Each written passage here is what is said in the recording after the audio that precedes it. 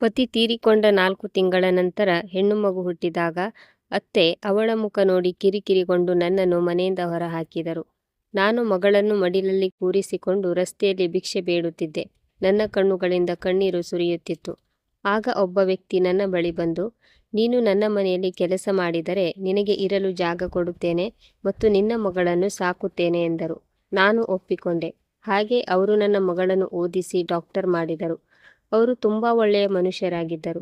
ಆದರೆ ಒಂದು ದಿನ ಅವರು ತೀರಿಕೊಂಡರು. ಅವರನ್ನು ಸ್ಮಶಾನಕ್ಕೆ ಕರೆದೊಯ್ದಾಗ ಅವರ ಚಿತೆಯನ್ನು ನೋಡಿ ಎಲ್ಲರಿಗೂ ಆಶ್ಚರ್ಯವಾಯಿತು. ಏಕೆಂದರೆ, ಹೇ ಭಗವಂತ, ಈ ಪ್ರಪಂಚದಲ್ಲಿ ನಮ್ಮಂತಹ ಅಸಹಾಯಕರಿಗೆ ಯಾವುದೇ ಆಸರೆ ಉಳಿದಿಲ್ಲವೇ ಎಂದು ನಾನು ನಡುಗುವ ತುಟಿಗಳಿಂದ ಹೇಳುತ್ತಾ ನನ್ನ ಮಡಿಲಲ್ಲಿ ಅಳುತ್ತಿದ್ದ ನೈನಾಳನ್ನು ನನ್ನ ಸೆರಗಿನಿಂದ ಮುಚ್ಚುವ ವ್ಯರ್ಥ ಪ್ರಯತ್ನ ಮಾಡಿದೆ. ಅವು ಚಳಿಗಾಲದ ದಿನಗಳಾಗಿದ್ದವು ಮತ್ತು ತೀವ್ರವಾದ ಚಳಿಯಿಂದ ನನ್ನ ದೇಹ ನಡುಗುತ್ತಿತ್ತು.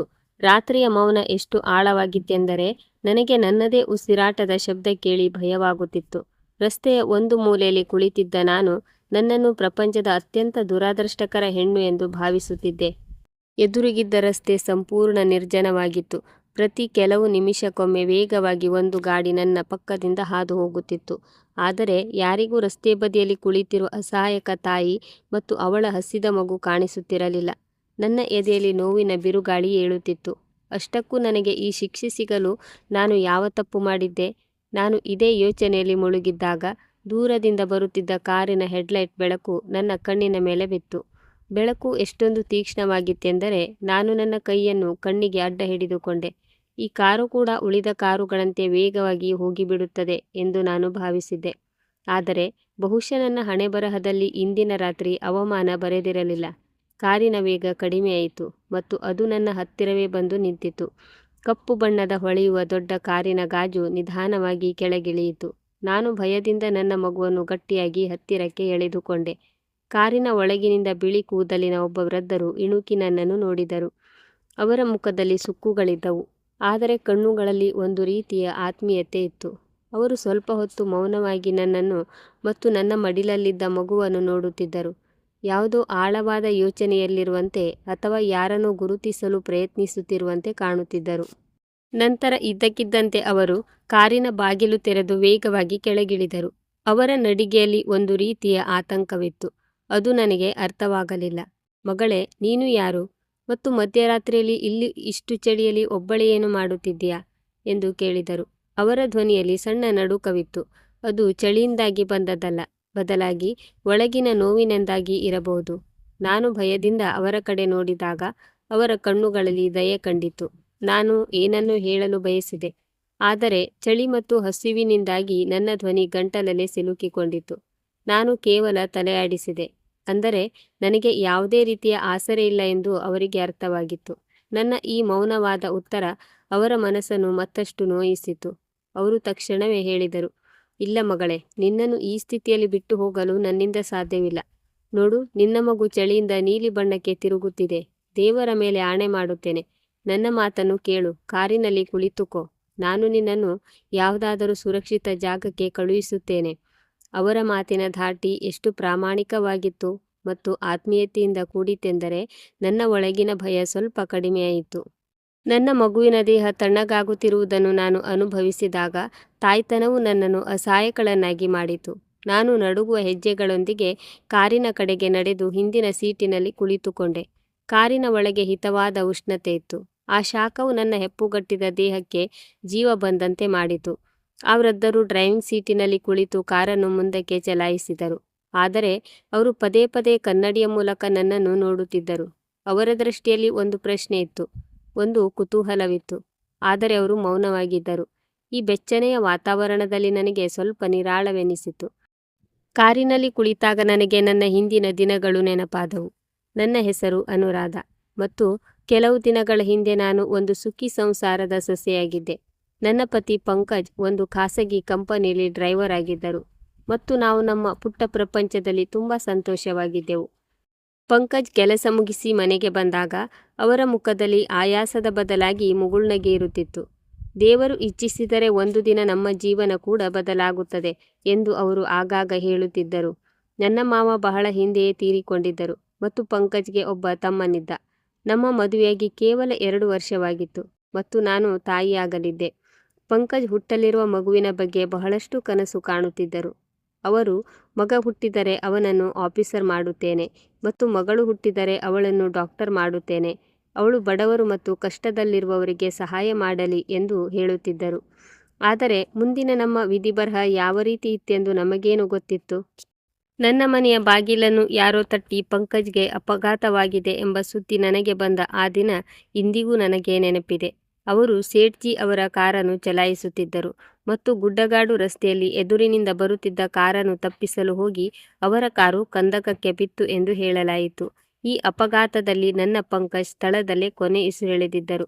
ಈ ಸುದ್ದಿ ಕೇಳಿ ನನಗೆ ಪರ್ವತವೇ ಕುಸಿದು ಬಿದ್ದಂತಾಗಿತ್ತು. ನನ್ನ ಆಕ್ರಂದನ ಮುಗಿಲು ಮುಟ್ಟಿತ್ತು. ಆದರೆ ಹೋದವರು ಮರಳಿ ಬರುವುದಿಲ್ಲವಲ್ಲ.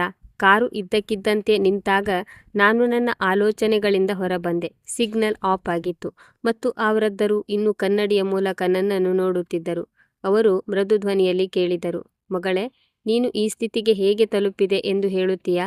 ನಿನ್ನ ಮನೆಯವರು ಎಲ್ಲಿದ್ದಾರೆ? ನಾನು ದೀರ್ಘವಾಗಿ ನಿಟ್ಟುಸಿರು ಬಿಟ್ಟು ನನ್ನ ಕಥೆಯನ್ನು ಹೇಳಲು ಪ್ರಾರಂಭಿಸಿದೆ. ಅಂಕಲ್, ನನ್ನ ಪತಿ ತೀರಿಕೊಂಡ ನಂತರ ನನ್ನ ಪ್ರಪಂಚವೇ ತಲೆಕೆಳಗಾಯಿತು. ಪಂಕಜ್ ಹೋದ ನಂತರ ನನ್ನ ಅತ್ತೆಯ ನಡವಳಿಕೆ ಸಂಪೂರ್ಣವಾಗಿ ಬದಲಾಯಿತು. ಮೊದಲಿನಿಂದಲೂ ನಾನೆಂದರೆ ಅವಳಿಗೆ ಅಷ್ಟಕ್ಕಷ್ಟೇ ಆಗಿತ್ತು. ಆದರೆ ಮಗನ ಸಂಪಾದನೆಯ ಕಾರಣದಿಂದಾಗಿ ಮೌನವಾಗಿದ್ದರು. ಪಂಕಜ್ ಅವರ ಅಂತ್ಯಕ್ರಿಯೆಯಾದ ಸ್ವಲ್ಪ ದಿನಗಳಲ್ಲೇ ಅವರು ನನಗೆ ಚುಚ್ಚು ಮಾತುಗಳನ್ನು ಹೇಳಲು ಪ್ರಾರಂಭಿಸಿದರು. ನೀನು ನನ್ನ ಮಗನ ಪಾಲಿಗೆ ಅನಿಷ್ಟ ಎಂದು ಸಾಬೀತಾಯಿತು. ನೀನೇ ಅವನನ್ನು ನುಂಗಿಬಿಟ್ಟೆ ಎಂದು ಅವರು ಹೇಳುತ್ತಿದ್ದರು. ನಾನು ಗರ್ಭಿಣಿಯಾಗಿದ್ದೆ. ನನಗೆ ವಿಶ್ರಾಂತಿ ಹಾಗೂ ಶಾಂತಿಯ ಅಗತ್ಯವಿತ್ತು. ಆದರೆ ಮನೆಯ ಎಲ್ಲ ಕೆಲಸಗಳ ಹೊರೆಯನ್ನು ನನ್ನ ಹೆಗಲ ಮೇಲೆ ಹಾಕಲಾಯಿತು. ಪ್ರತಿದಿನ ಜಗಳ ಮತ್ತು ಗದರಿಕೆ ನನ್ನ ಪಾಲಿನ ದೈನಂದಿನ ಕಾಯಕವಾಯಿತು. ಈಗ ನನ್ನ ಮಗನ ಸಂಪಾದನೆ ಬರುತ್ತಿಲ್ಲ. ನಾನು ನಿನಗೆ ಪುಕ್ಕಟೆ ರೊಟ್ಟಿ ಏಕೆ ಹಾಕಲಿ ಎಂದು ಹೇಳುತ್ತಿದ್ದರು. ನಾನು ಎಲ್ಲವನ್ನೂ ಸಹಿಸಿಕೊಂಡು ಮೌನವಾಗಿದ್ದೆ. ಏಕೆಂದರೆ ನನ್ನ ಹೊಟ್ಟೆಯಲ್ಲಿ ಪಂಕಜ್ ಅವರ ಕುರುಹು ಬೆಳೆಯುತ್ತಿತ್ತು. ಮಗು ಹುಟ್ಟಿದರೆ ಅಜ್ಜಿಯ ಮನಸ್ಸು ಕರಗಿ ಪರಿಸ್ಥಿತಿ ಸುಧಾರಿಸಬಹುದು ಎಂದು ನಾನು ಭಾವಿಸಿದ್ದೆ. ಆದರೆ ನನ್ನ ಈ ನಿರೀಕ್ಷೆಯು ಸುಳ್ಳಾಯಿತು. 4 ತಿಂಗಳ ನಂತರ ನಾನು ಹೆಣ್ಣು ಮಗುವಿಗೆ ಜನ್ಮ ನೀಡಿದಾಗ ನನ್ನ ಅತ್ತೆಯ ಕೋಪ ಮತ್ತಷ್ಟು ಹೆಚ್ಚಾಯಿತು. ಆಸ್ಪತ್ರೆಯ ಹಾಸಿಗೆಯ ಮೇಲೆಯೇ ಅವರು ಕಿರುಚಲು ಪ್ರಾರಂಭಿಸಿದರು. ಒಬ್ಬ ಮಗ ಹೋದ. ಮೇಲಾಗಿ ಈ ಸಂಕಟ ಕೊರಳಿಗೆ ಬಂತು. ಮೊಮ್ಮಗಳ ಮುಖ ನೋಡಿದ ಮೇಲೆ ಹಳೆಯ ವಿಷಯಗಳನ್ನು ಮರೆಯುತ್ತಾರೆ ಎಂದು ನಾನು ಭಾವಿಸಿದ್ದೆ. ಆದರೆ ಅವರು ಮಗುವನ್ನು ಮಡಿಲಿಗೆ ತೆಗೆದುಕೊಳ್ಳುವುದಿರಲಿ, ಅವಳ ಕಡೆ ನೋಡಲು ಕೂಡ ಇಷ್ಟಪಡಲಿಲ್ಲ. ಮನೆಗೆ ಮರಳಿದ ತಕ್ಷಣ ಅವರು ನನಗೆ ಸ್ಪಷ್ಟ ಮಾತುಗಳಲ್ಲಿ ಹೇಳಿದರು, ಅನುರಾಧ, ಕಿವಿ ತೆರೆದು ಕೇಳು.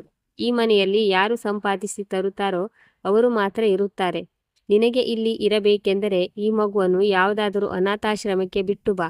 ಇಲ್ಲದಿದ್ದರೆ ನಿನ್ನ ದಾರಿ ನೀನು ನೋಡಿಕೋ. ನಾನು ಒಬ್ಬ ತಾಯಿಯಾಗಿ ನನ್ನ ಮಗುವನ್ನು ಹೇಗೆ ಬಿಡಲು ಸಾಧ್ಯ? ನಾನು ಅವರ ಕಾಲು ಹಿಡಿದುಕೊಂಡೆ. ಅತ್ಯಮ್ಮ, ದೇವರಿದ್ದಾನೆ. ಇದು ನಿಮ್ಮ ಮಗನ ಕೊನೆಯ ಕುರುಹು ಎಂದು ನಾನು ಅವರಲ್ಲಿ ತುಂಬಾ ಬೇಡಿಕೊಂಡೆ. ಆದರೆ ಅವರ ಹೃದಯದಲ್ಲಿ ಸ್ವಲ್ಪವೂ ದಯೆ ಇರಲಿಲ್ಲ. ಇಂದು ಸಂಜೆ ಅವರು ನನ್ನ ಸ್ವಲ್ಪ ಸಾಮಾನುಗಳನ್ನು ಮನೆಯಿಂದ ಹೊರಗೆ ಎಸೆದರು ಮತ್ತು ಬಾಗಿಲು ಮುಚ್ಚಿಕೊಂಡರು. ನನ್ನ ಮಾತು ಕೇಳಿ ಆ ವೃದ್ಧ ವ್ಯಕ್ತಿ ಮೌನವಾದರು. ಆದರೆ ಅವರ ಕಣ್ಣುಗಳು ತುಂಬಿ ಬಂದಿರುವುದನ್ನು ನಾನು ಕಂಡೆ. ಕಾರು ಮತ್ತೆ ಚಲಿಸಲು ಪ್ರಾರಂಭಿಸಿತು. ನಾನು ನನ್ನ ಮಾತನ್ನು ಮುಂದುವರಿಸುತ್ತಾ ಹೇಳಿದೆ, ಅಂಕಲ್, ಅತ್ತೆಯ ಮನೆಯಿಂದ ಹೊರಬಂದ ನಂತರ ಬಹುಶಃ ನನ್ನ ಅಣ್ಣ ನನಗೆ ಆಸರೆ ನೀಡಬಹುದು ಎಂದು ನಾನು ಭಾವಿಸಿದೆ. ತಂದೆ ತಾಯಿ ಹೋದ ಮೇಲೆ ಅವನೇ ನನ್ನ ಏಕೈಕ ಆಪ್ತನಾಗಿದ್ದನು. ನಾನು ಅಳುತ್ತಾ ನನ್ನ ಮಗುವನ್ನು ಎದೆಗೆ ಅಪ್ಪಿಕೊಂಡು ಅಣ್ಣನ ಮನೆಗೆ ತಲುಪಿದೆ. ನನ್ನನ್ನು ನೋಡಿ ಅತ್ತಿಗೆಯ ಮುಖದ ಬಣ್ಣವೇ ಬದಲಾಯಿತು. ಆದರೆ ಅಣ್ಣ ನನ್ನನ್ನು ಕೂರಿಸಿ ಕುಡಿಯಲು ನೀರು ಕೊಟ್ಟನು. ಅತ್ತೆ ನನ್ನನ್ನು ಮನೆಯಿಂದ ಹೊರಹಾಕಿದ್ದಾರೆ ಮತ್ತು ಈಗ ನನಗೆ ಇರಲು ಎಲ್ಲಿಯೂ ಜಾಗವಿಲ್ಲ ಎಂದು ನಾನು ಅವನಿಗೆ ಹೇಳಿದಾಗ ಅಣ್ಣ ಕಣ್ಣು ತಪ್ಪಿಸತೊಡಗಿದನು. ಆಗ ಅತ್ತಿಗೆ ಕಟು ಶಬ್ದಗಳಲ್ಲಿ ಹೇಳಿದರು, ಅನುರಾಧ, ಇಂದಿನ ಕಾಲದಲ್ಲಿ ಬೆಲೆ ಏರಿಕೆ ಎಷ್ಟಿದೆ ಎಂದು ನಿನಗೆ ಗೊತ್ತಿದೆ. ನಮ್ಮ ಸ್ವಂತ ಖರ್ಚುಗಳೇ ಕಷ್ಟದಿಂದ ನಡೆಯುತ್ತಿವೆ ಮತ್ತು ನಮ್ಮಲ್ಲಿ ನಿನಗೆ ಹಾಗೂ ನಿನ್ನ ಮಗುವಿಗೆ ಜಾಗ ನೀಡುವಷ್ಟು ದೊಡ್ಡ ಮನೆ ಕೂಡ ಇಲ್ಲ.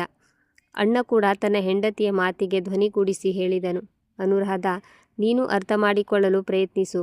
ನಾನು ಅಸಹಾಯಕನಾಗಿದ್ದೇನೆ. ನಾನು ನಿನ್ನನ್ನು ಕಾಯಮ್ಮಾಗಿ ನನ್ನ ಮನೆಯಲ್ಲಿ ಇರಿಸಿಕೊಳ್ಳಲು ಸಾಧ್ಯವಿಲ್ಲ. ನೀನು ಬೇರೆ ಯಾವುದಾದರೂ ಜಾಗ ಹುಡುಕಿಕೊಂಡರೆ ಒಳ್ಳೆಯದು. ಆಪ್ತರ ಈ ಅಸಡ್ಡೆ ನನ್ನ ಹೃದಯವನ್ನು ಒಡೆದು ಹಾಕಿತ್ತು. ನಾನು ಅಲ್ಲಿಂದ ಹೊರಬಂದು ರಸ್ತೆಗಳಲ್ಲಿ ಅಲೆದಾಡತೊಡಗಿದೆ. ರಾತ್ರಿಯಾಯಿತು ಮತ್ತು ನಾನು ದಣಿದು ಅದೇ ಫುಟ್ಪಾತ್ ಮೇಲೆ ಕುಳಿತುಕೊಂಡೆ. ಅಲ್ಲಿಂದ ನೀವು ನನ್ನನ್ನು ನಿಮ್ಮ ಕಾರಿನಲ್ಲಿ ಕೂರಿಸಿಕೊಂಡ್ರಿ. ನನ್ನ ಮಾತು ಮುಗಿಯುತ್ತಿದ್ದಂತೆ ಕಾರು ಒಂದು ಬಹಳ ದೊಡ್ಡ ಭವ್ಯವಾದ ಗೇಟ್ನ ಮುಂದೆ ಹೋಗಿ ನಿಂತಿತು. ವಾಚ್ಮ್ಯಾನ್ ಗೇಟ್ ತೆರೆದನು ಮತ್ತು ಕಾರು ಒಂದು ದೊಡ್ಡ ಪೋರ್ಚ್ನಲ್ಲಿ ಹೋಗಿ ನಿಂತಿತು. ಆ ಮನೆ ಯಾವುದೋ ಅರಮನೆಗಿಂತ ಕಡಿಮೆ ಇರಲಿಲ್ಲ. ಅಲ್ಲಿ ಎಲ್ಲೆಡೆ ಬೆಳಕಿತ್ತು ಮತ್ತು ನೌಕರರು ಅತ್ತಿತ್ತ ಓಡಾಡುತ್ತಿದ್ದರು.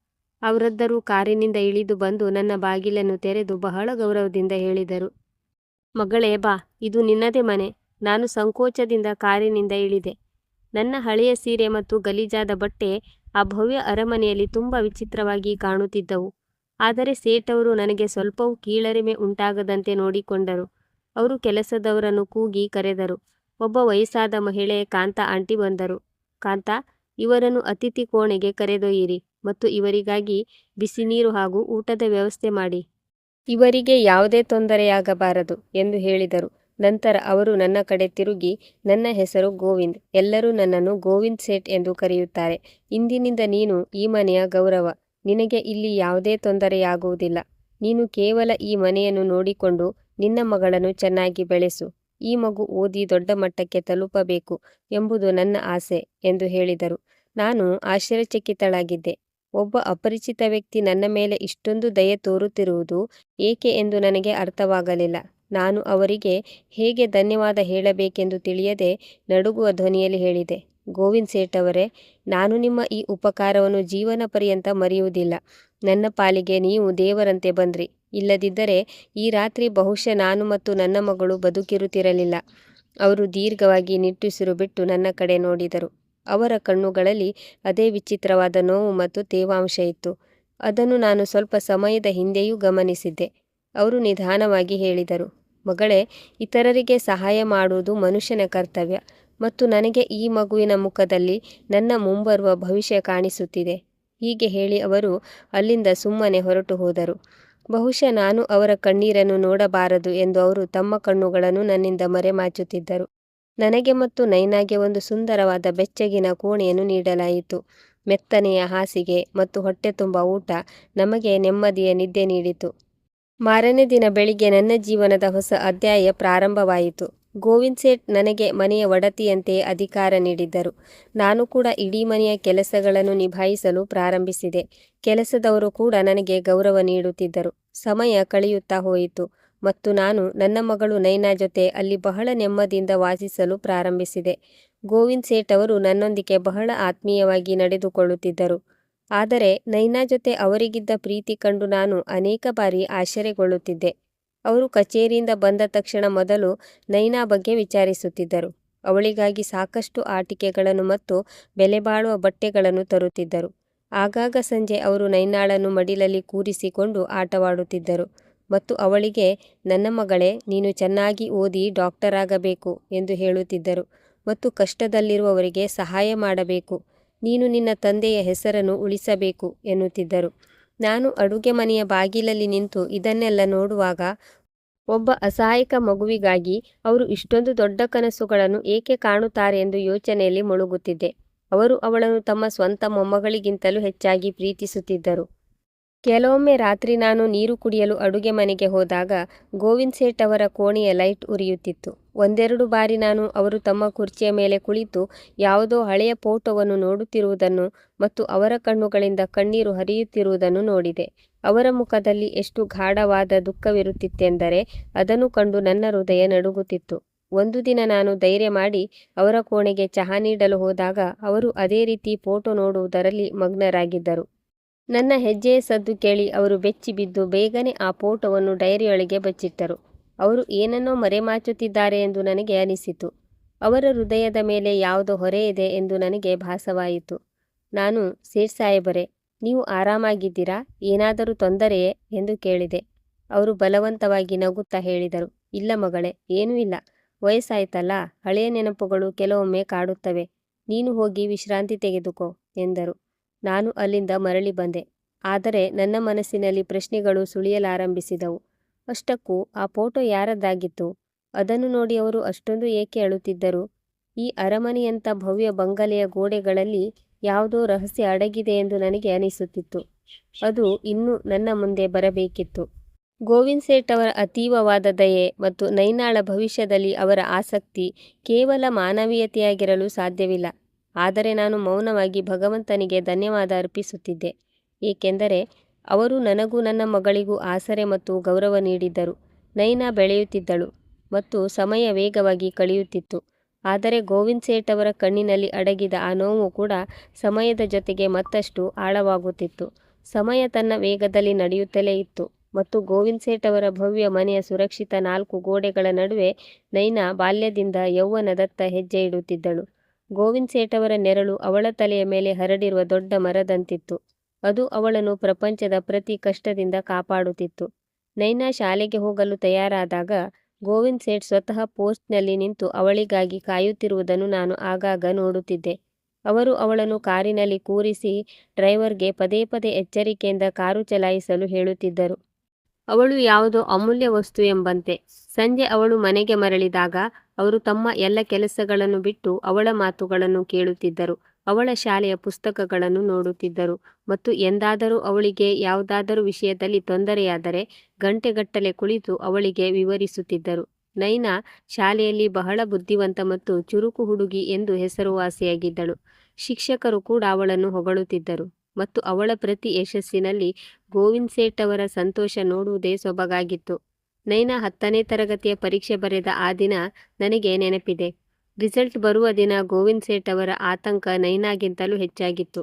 ಅವರು ಡ್ರಾಯಿಂಗ್ ರೂಮ್ನಲ್ಲಿ ಅತ್ತಿತ್ತ ಅಡ್ಡಾಡುತ್ತಿದ್ದರು ಮತ್ತು ಪದೇ ಪದೇ ಹೊರಗೆ ಕಾರಿನ ಶಬ್ದ ಕೇಳುತ್ತಿದ್ದರು. ಮತ್ತು ನೈನಾ ಬಂದು ತಾನು ಕೇವಲ ಶಾಲೆಯಲ್ಲಿ ಮಾತ್ರವಲ್ಲದೆ ಇಡೀ ಬೋರ್ಡ್ಗೆ ಮೊದಲ ಸ್ಥಾನ ಪಡೆದಿರುವುದಾಗಿ ಹೇಳಿದಾಗ ಸೇಠ್ ಸಾಹೇಬರ ಮುಖ ಸಂತೋಷದಿಂದ ಅರಳಿತ್ತು. ಅವರು ಚಿಕ್ಕ ಮಕ್ಕಳಂತೆ ಚಪ್ಪಾಳೆ ತಟ್ಟಲಾರಂಭಿಸಿದರು. ಶಾಲೆಯ ವಾರ್ಷಿಕೋತ್ಸವದಂದು ಅವರ ಎದೆ ಹೆಮ್ಮೆಯಿಂದ ಉಬ್ಬಿತ್ತು. ಅವರು ಎಲ್ಲರಿಗಿಂತ ಮುಂದೆ ಇರುವ ಸೀಟಿನಲ್ಲಿ ಕುಳಿತಿದ್ದರು. ಅವರ ದೃಷ್ಟಿ ಸ್ಟೇಜ್ ಮೇಲೆಯೇ ನೆಟ್ಟಿತ್ತು. ಆ್ಯಂಕರ್ ನೈನಾ ಹೆಸರನ್ನು ಕೂಗಿದಾಗ ತಮ್ಮ ಸೀಟಿನಿಂದ ಮೊದಲು ಎದ್ದು ನಿಂತವರು ಗೋವಿಂದ್ ಸೇಠ್ ಅವರೇ ಆಗಿದ್ದರು. ಇಡೀ ಹಾಲ್ ಚಪ್ಪಾಳೆ ಸದ್ದಿನಿಂದ ಮೊಳಗಿತು ಮತ್ತು ನನ್ನ ಕಣ್ಣುಗಳಲ್ಲಿ ಸಂತೋಷದ ಕಣ್ಣೀರಿತ್ತು. ನೈನಾ ಸ್ಟೇಜ್ ಮೇಲೆ ಹೋಗಿ ತನ್ನ ಬಹುಮಾನ ಮತ್ತು ಟ್ರೋಫಿಯನ್ನು ಪಡೆದಳು. ನಂತರ ಮೈಕ್ ಮುಂದೆ ಬಂದು ತನ್ನ ಯಶಸ್ಸನ್ನು ತನ್ನ ತಾತ ಅಂದರೆ ಗೋವಿಂದ್ ಸೇಠ್ ಅವರಿಗೆ ಅರ್ಪಿಸಿದಳು. ಆಗ ನಾನು ಕಂಡೆ, ಅವರ ವೃದ್ಧ ಕಣ್ಣುಗಳಿಂದ ಕಣ್ಣೀರು ಸುರಿಯುತ್ತಿತ್ತು. ಅವರಿಗೆ ತಮ್ಮ ಭಾವನೆಗಳನ್ನು ನಿಯಂತ್ರಿಸಲು ಸಾಧ್ಯವಾಗುತ್ತಿರಲಿಲ್ಲ. ಸಮಾರಂಭ ಮುಗಿದ ನಂತರ ಜನರು ಅವರಿಗೆ ಅಭಿನಂದನೆ ಸಲ್ಲಿಸಲು ಬಂದಾಗ ಯಾರೋ ಒಬ್ಬರು, ಸೇಠ್ ಸಾಹೇಬ್ರೆ, ಈಕೆ ನಿಮ್ಮ ಮೊಮ್ಮಗಳೇ ಎಂದು ಕೇಳಿದರು. ಅವರು ತಕ್ಷಣವೇ ನೈನಾಳನ್ನು ತಮ್ಮ ಹತ್ತಿರಕ್ಕೆ ಎಳೆದುಕೊಂಡು ಹೆಮ್ಮೆಯಿಂದ ಹೇಳಿದರು, ಹೌದು, ಇವಳು ನನ್ನ ಮೊಮ್ಮಗಳು, ಇವಳು ನನ್ನ ಮಗಳು. ನಾನು ಒಂದು ಬದಿಯಲ್ಲಿ ನಿಂತು ಇದೆಲ್ಲವನ್ನು ನೋಡುತ್ತಿದ್ದೆ. ನನ್ನ ಹೃದಯ ಕೃತಜ್ಞತೆಯಿಂದ ತುಂಬಿ ಬಂದಿತ್ತು. ಮನೆಗೆ ಮರಳುವಾಗ ಕಾರಿನಲ್ಲಿನ ವಾತಾವರಣ ಬಹಳ ಸಂತೋಷವಾಗಿತ್ತು. ಆದರೆ ನನ್ನ ಮನಸ್ಸಿನಲ್ಲಿ ಅದೇ ಹಳೆಯ ಪ್ರಶ್ನೆ ಮತ್ತೆ ಏಳಲಾರಂಭಿಸಿತು. ನಾನು ಧೈರ್ಯ ಮಾಡಿ ಕೇಳಿಯೇ ಬಿಟ್ಟೆ, ಸೇಠ್ ಸಾಹೇಬರೇ, ನೀವು ನಮ್ಮ ಮೇಲೆ ಇಷ್ಟೊಂದು ದಯೆ ತೋರಿಸುತ್ತಿರುವುದು ಏಕೆ? ನಾವು ನಿಮಗೆ ಏನೂ ಆಗಬೇಕಿಲ್ಲ. ನಾನು ನಿಮ್ಮ ಮನೆಯಲ್ಲಿ ಕೆಲಸ ಮಾಡುವ ಹೆಣ್ಣು ಮತ್ತು ನೈನಾ ಒಬ್ಬ ಅನಾಥ ಮಗು. ಹಾಗಿದ್ದರೂ ನೀವು ಇವಳನ್ನು ನಿಮ್ಮ ಸ್ವಂತ ಮಗಳಿಗಿಂತ ಹೆಚ್ಚಾಗಿ ಏಕೆ ಪ್ರೀತಿಸುತ್ತೀರಿ? ಜನರು ಮಾತನಾಡಿಕೊಳ್ಳುತ್ತಾರೆ ಮತ್ತು ನನಗೆ ಕೆಲವೊಮ್ಮೆ ನಿಮ್ಮ ಈ ಉಪಕಾರ ನಮ್ಮ ಮೇಲೆ ನಾವು ಎಂದಿಗೂ ತೀರಿಸಲಾಗದ ಹೊರೆಯಾಗಿ ಬಿಡುತ್ತದೆಯೇ ಎಂದು ಭಯವಾಗುತ್ತದೆ. ಗೋವಿಂದ್ ಸೇಠ್ ನನ್ನ ಮಾತು ಕೇಳಿ ದೀರ್ಘವಾಗಿ ನಿಟ್ಟುಸಿರು ಬಿಟ್ಟರು ಮತ್ತು ಕಾರಿನ ಗಾಜಿನಿಂದ ಹೊರಗೆ ನೋಡುತ್ತಾ ಮಂದ ಧ್ವನಿಯಲ್ಲಿ ಹೇಳಿದರು, ಅನುರಾಧ ಮಗಳೇ, ಲೋಕದವರ ಮಾತುಗಳ ಬಗ್ಗೆ ಚಿಂತಿಸಬೇಡ. ಒಳ್ಳೆಯದನ್ನು ಮಾಡುವುದು ಮನುಷ್ಯನ ಧರ್ಮ. ಮತ್ತು ಹೇಗಿದ್ದರೂ ನನಗೆ ಈ ಮಗುವಿನಲ್ಲಿ ನನ್ನ ಭವಿಷ್ಯ ಕಾಣಿಸುತ್ತಿದೆ. ಅವಳ ಹಣೆಬರಹದಲ್ಲಿ ಒಂದು ಮಿಂಚು ನನಗೆ ಕಾಣುತ್ತಿದೆ. ಅದು ಅವಳು ಬಹಳ ಎತ್ತರಕ್ಕೆ ಬೆಳೆಯುತ್ತಾಳೆ ಎಂಬ ನಂಬಿಕೆ ನೀಡುತ್ತದೆ. ನೀನು ಈ ಎಲ್ಲ ವಿಷಯಗಳನ್ನು ಬಿಟ್ಟು ಕೇವಲ ಅವಳ ಓದಿನ ಕಡೆ ಗಮನ ಕೊಡು. ಅವಳು ಡಾಕ್ಟರ್ ಆಗಬೇಕು ಮತ್ತು ಒಬ್ಬ ಅನಾಥ ಮಗು ಎಲ್ಲಿಯವರೆಗೆ ತಲುಪಬಲ್ಲದು ಎಂಬುದನ್ನು ಇಡೀ ಜಗತ್ತು ನೋಡಬೇಕು ಎಂದು ನಾನು ಬಯಸುತ್ತೇನೆ. ಅವರ ಉತ್ತರ ಯಾವಾಗಲೂ ಅಪೂರ್ಣವಾಗಿಯೇ ಇರುತ್ತಿತ್ತು. ಆದರೆ ಅವರು ಮಾತನಾಡುವ ರೀತಿಯಲ್ಲಿದ್ದ ಪ್ರಾಮಾಣಿಕತೆ ನನ್ನನ್ನು ಮೌನಗೊಳಿಸುತ್ತಿತ್ತು. ಆದರೂ ನನ್ನ ಮನಸ್ಸು ಹೇಳುತ್ತಿತ್ತು, ಇದು ಕೇವಲ ಮಾನವೀಯತೆಯ ವಿಷಯ ಮಾತ್ರವಲ್ಲ, ಯಾವುದೋ ಒಂದು ರಹಸ್ಯವಿದೆ. ಅದನ್ನು ಅವರು ತಮ್ಮ ಎದೆಯಲ್ಲಿ ಬಚ್ಚಿಟ್ಟು ಕುಳಿತಿದ್ದಾರೆ. ಯಾವುದೋ ಒಂದು ಕಾರಣವಿದೆ. ಅದಕ್ಕಾಗಿ ಅವರು ನಮಗೆ ಇಷ್ಟೊಂದು ಪ್ರೀತಿ ನೀಡುತ್ತಿದ್ದಾರೆ. ವರ್ಷಗಳ ಪಯಣ ತಿಂಗಳುಗಳಂತೆ ಕಳೆದು ಹೋಯಿತು ಮತ್ತು ಗೋವಿಂದ್ ಸೇಠ್ ಅವರು ಯಾವುದಕ್ಕಾಗಿ ಕಾತರದಿಂದ ಕಾಯುತ್ತಿದ್ದರೋ ಆ ದಿನವೂ ಬಂದೇ ಬಿಟ್ಟಿತು. ನೈನಾ 12ನೇ ತರಗತಿಯಲ್ಲೂ ದಾಖಲೆ ಅಂಕಗಳೊಂದಿಗೆ ಯಶಸ್ಸು ಪಡೆದಳು. ಈಗ ವೈದ್ಯಕೀಯ ಕಾಲೇಜು ಪ್ರವೇಶದ ಸರದಿ ಇತ್ತು. ಗೋವಿಂದ್ ಸೇಠ್ ನೈನಾಗಾಗಿ ಅತ್ಯುತ್ತಮ ಪುಸ್ತಕಗಳು, ಮತ್ತು ಟ್ಯೂಷನ್ ವ್ಯವಸ್ಥೆ ಮಾಡಿದ್ದರು ಮತ್ತು ಅವರು ಸ್ವತಃ ಅವಳಿಗೆ ಧೈರ್ಯ ತುಂಬುತ್ತಿದ್ದರು. ಮೆರಿಟ್ ಲಿಸ್ಟ್ ಪ್ರಕಟವಾಗುವ ದಿನ ನಾವೆಲ್ಲರೂ ದೇವರಿಗೆ ಪ್ರಾರ್ಥಿಸುತ್ತಿದ್ದೆವು. ನಂತರ ನಗರದ ಅತಿದೊಡ್ಡ ಸರ್ಕಾರಿ ವೈದ್ಯಕೀಯ ಕಾಲೇಜಿನ ಪಟ್ಟಿಯಲ್ಲಿ ನೈನಾ ಹೆಸರು ಬಂದಾಗ ಅಂದು ಗೋವಿಂದ್ ಸೇಠ್ ಅವರ ಸಂತೋಷಕ್ಕೆ ಪಾರವೇ ಇರಲಿಲ್ಲ.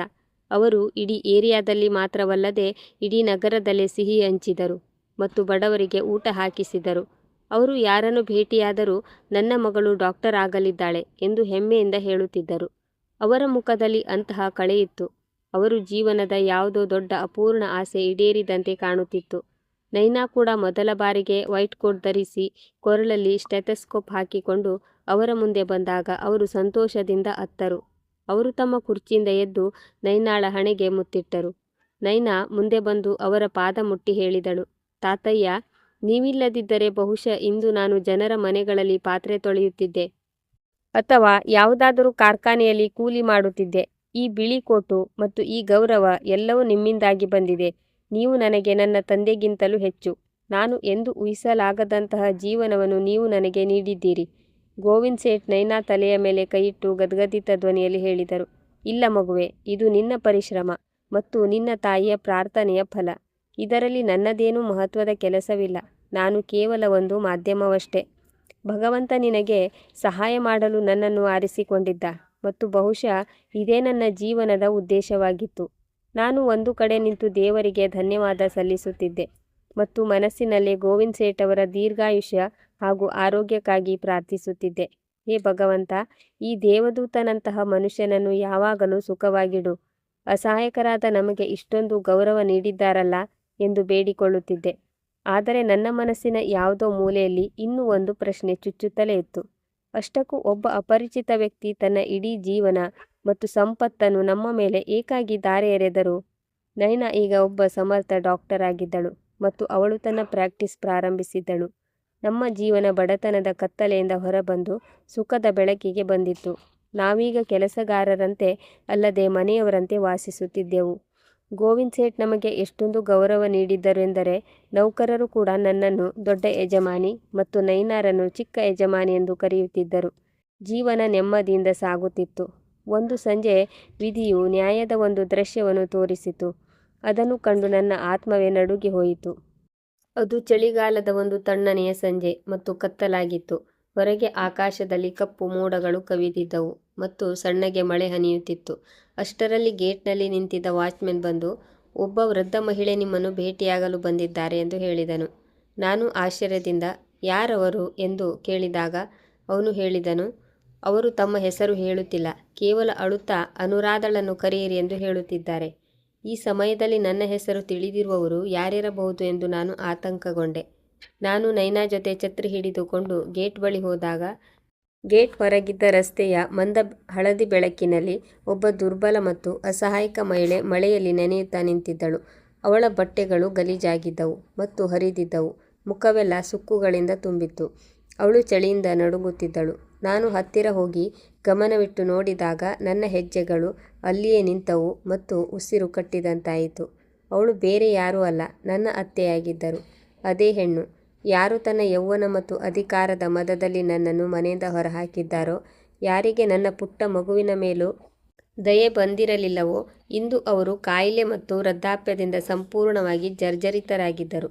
ಅವರ ಬೆನ್ನು ಬಾಗಿತ್ತು ಮತ್ತು ಕಣ್ಣಿನ ದೃಷ್ಟಿ ಕೂಡ ಮಂದವಾಗಿತ್ತು. ತನ್ನ ಸೊಸೆ ಮತ್ತು ಮೊಮ್ಮಗಳು ಈಗ ನಗರದ ಅತ್ಯಂತ ಶ್ರೀಮಂತ ಸೇಠ್ ಮನೆಯಲ್ಲಿ ವಾಸಿಸುತ್ತಿದ್ದಾರೆ ಮತ್ತು ಮೊಮ್ಮಗಳು ಡಾಕ್ಟರ್ ಆಗಿದ್ದಾಳೆ ಎಂಬ ವಿಷಯ ಅವರಿಗೆ ಯಾರಿಂದಲೋ ತಿಳಿದು ಬಂದಿತ್ತು.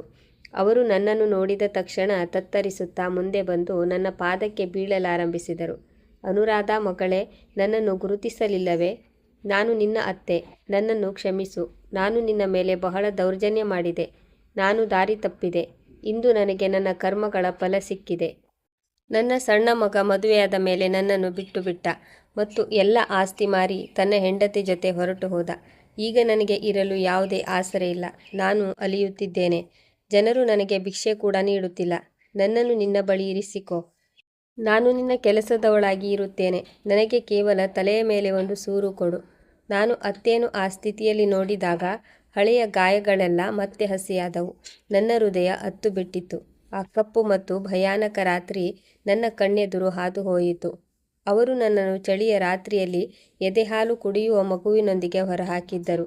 ನೀನು ಅನಿಷ್ಟ, ಈ ಮಗುವನ್ನು ಅನಾಥಾಶ್ರಮಕ್ಕೆ ಬಿಟ್ಟು ಬಾ ಎನ್ನುತ್ತಿದ್ದ ಅವರ ವಿಷದ ಮಾತುಗಳು ನನ್ನ ಕಿವಿಯಲ್ಲಿ ಮೊಳಗಿದವು. ಅಂದು ನಾನು, ಅತ್ತೆ, ಹೋಗು ಎಂದರೆ ಎಲ್ಲಿಗೆ ಹೋಗಲಿ ಎಂದು ಅವರ ಕಾಲು ಹಿಡಿದಿದ್ದೆ. ಆದರೆ ಅವರು ನನ್ನನ್ನು ಕಾಲಿನಿಂದ ಒದ್ದಿದ್ದರು. ಒಂದು ಕ್ಷಣ ನನ್ನ ಮನಸ್ಸು ಕರಗಿತು. ಏಕೆಂದರೆ ಅಷ್ಟಕ್ಕೂ ಅವರು ನನ್ನ ಪತಿ ಪಂಕಜ್ ತಾಯಿಯಾಗಿದ್ದರು ಮತ್ತು ವೃದ್ಧರಾಗಿದ್ದರು. ಆದರೆ ತಕ್ಷಣವೇ ನನ್ನ ಆತ್ಮ ಮತ್ತು ಸ್ವಾಭಿಮಾನ ಜಾಗೃತವಾಯಿತು.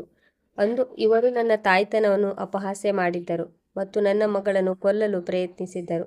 ನಾನು ನನ್ನನ್ನು ಸಾವರಿಸಿಕೊಂಡು ಗಟ್ಟಿ ಧ್ವನಿಯಲ್ಲಿ ಹೇಳಿದೆ, ಅತ್ತೆಮ್ಮ, ನಾನು ನಿಮ್ಮನ್ನು ಭಗವಂತನಿಗಾಗಿ ಕ್ಷಮಿಸಿದ್ದೇನೆ.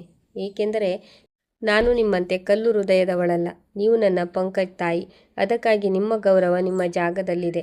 ಆದರೆ ನಾನು ನಿಮ್ಮನ್ನು ಈ ಮನೆಯಲ್ಲಿ ನನ್ನ ಜೊತೆ ಇರಿಸಿಕೊಳ್ಳಲು ಸಾಧ್ಯವಿಲ್ಲ.